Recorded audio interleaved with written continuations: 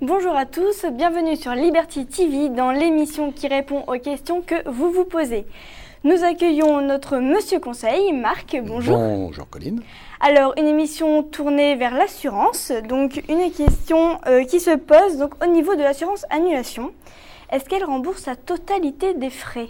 Alors, les assurances annulation remboursent les frais, effectivement, sauf les frais de l'assurance. C'est-à-dire que si vous achetez un voyage et que votre assurance annulation joue, eh bien, on va vous rembourser le voyage, mais pas le montant de l'assurance. C'est toujours le montant de l'assurance n'est jamais remboursé, ce qui paraît logique.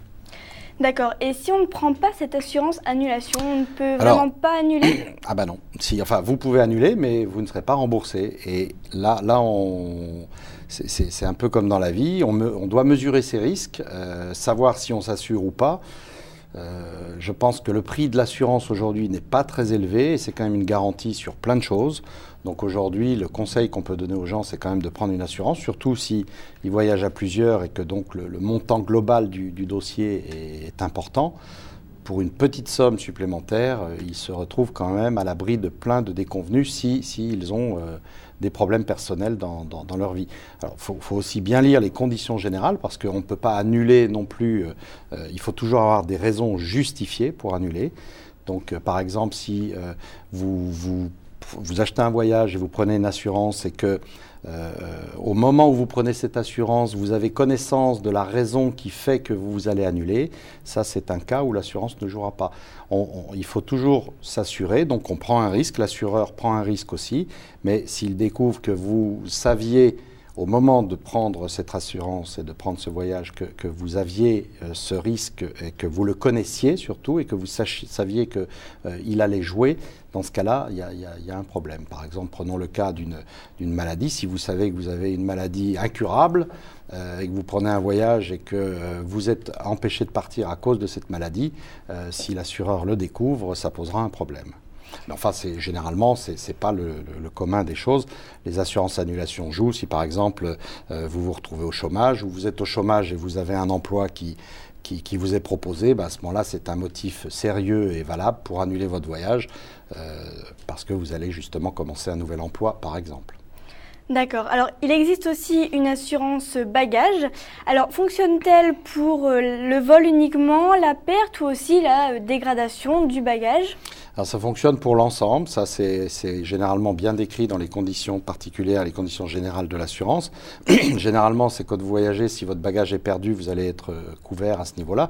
Vous êtes déjà couvert par la compagnie, mais il y a une limite, je dirais.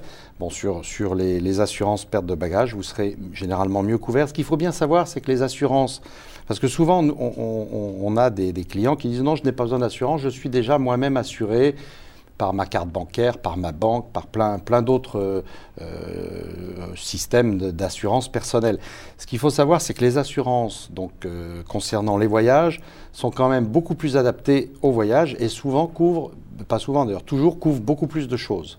Donc, je dirais de même que dans la cuisine, il y a un outil spécifique pour chaque chose, dans le voyage, l'assurance voyage est quand même fait pour les gens qui voyagent.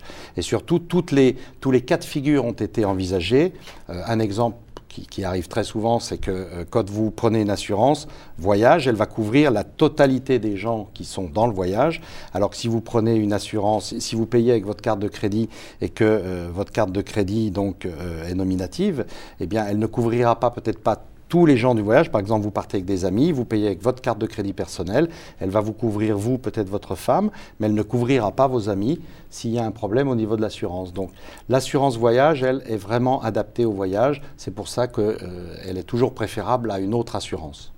D'accord, donc je comprends. Et une autre question que nos téléspectateurs se posent, c'est est-il judicieux d'avoir une assurance assistance et en quoi consiste-t-elle ? Alors, l'assurance assistance, si vous voulez, il y a 3 niveaux d'assurance. Vous avez l'assurance annulation, l'assurance assistance, l'assurance multirisque. C'est un peu comme dans les voitures. L'assurance multirisque, elle vous couvre. Un arbre tombe sur votre voiture, vous allez être couvert.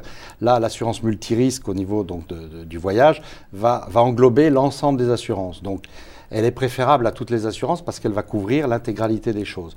L'assurance assistance va vous couvrir sur des problèmes très spécifiques d'assistance. Vous allez avoir un problème, par exemple, juridique à l'étranger, vous allez être couvert. Mais vous serez aussi couvert pour ce problème-là si vous avez une multirisque. Donc, je dirais, comme c'est très compliqué, complexe, qu'il peut y avoir beaucoup de cas, si on veut faire simple, il vaut mieux prendre l'assurance multirisque parce que là, vous êtes couvert pour tout, quoi qu'il arrive. Et la différence, généralement, est assez minime entre l'assurance multirisque et les autres assurances proposées. C'est toujours des options. Bon, moi, je préconise, comme c'est les vacances, c'est un peu mon credo. Les vacances, c'est sacré, on n'en a pas beaucoup quand même dans l'année, donc il faut que ça se passe bien, il faut qu'on en profite, il faut qu'on revienne bronzer, reposer en bonne santé. Donc il vaut mieux se décharger la tête de tous les problèmes et partir l'esprit tranquille. Donc avoir une bonne assurance pour être tranquille. D'accord, alors merci Marc pour tous ces précieux conseils qui rendent vos vacances encore plus belles. Je vous retrouve la semaine prochaine pour une nouvelle émission. À bientôt. Thank you.